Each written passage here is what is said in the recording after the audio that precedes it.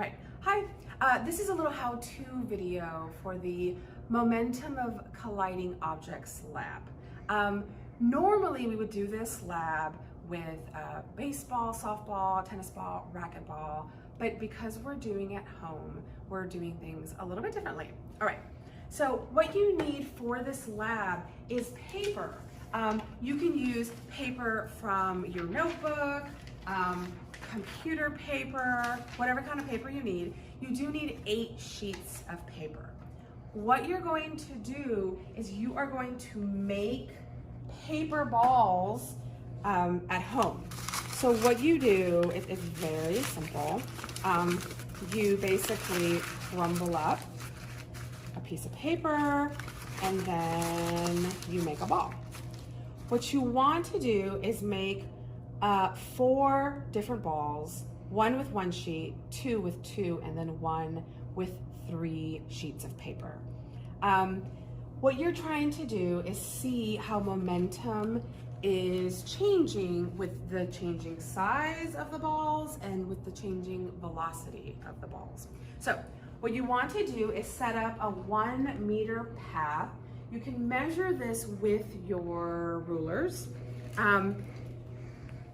What you do is you set a 2 paper ball on one side, and then with the 3 paper ball, I'm gonna do one trial only for you. I'm gonna roll this slowly and quickly, so I'm gonna get 2 amounts of time. It's a little bit tricky to do this by yourself. If you have a sibling or a parent to help you, that would be amazing. But I was able to do it by myself. So I'm right-handed, so I'm rolling with my right hand and I'm timing with my left hand. So what you want to do is simply... I cut that out. That didn't work. What you want to do is try your best to hit the ball squarely. Good. Okay. So the amount of time it took for the ball to hit the other ball was 0.69 seconds. And then you also want to measure the distance this ball moves in centimeters. Then go up to the middle. So I'm going to say 12. Okay. So here's the data table that you need to fill out. The amount of time was 0.69 seconds. The velocity is distance over time. That distance is 1, and the time is 0.69.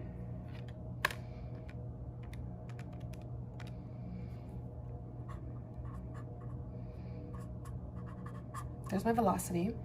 Momentum, we just went over, mass times velocity. So the mass of each piece of paper is about 0.0045. That is a value I got online. It might vary depending on the paper, but more or less it's that. So here's my mass for 2. I just doubled the 0.0045. So I'm going to multiply mass times velocity, 0.009 times 1.45. So my momentum for the slowly, I'm going to call that slowly because it was kind of slow, 0.01305. The distance the stationary paper ball moves, that was 12 centimeters. So I would do it again quicker. That means this time should be smaller. Then I would do the 3 sheets hitting the 2 sheets. This would be the 1 sheet ball hitting the 2. So essentially it's always hitting the 2 sheet ball. There's a graph involved also. Okay, so the graph you will create is comparing momentum with the distance the 2 paper ball moves. So essentially you are graphing these 2 columns of data. So what we're trying to see is how momentum causes a change in that ball's movement. So for example, these values are very small because the mass is so small. So you're gonna have to really space it out.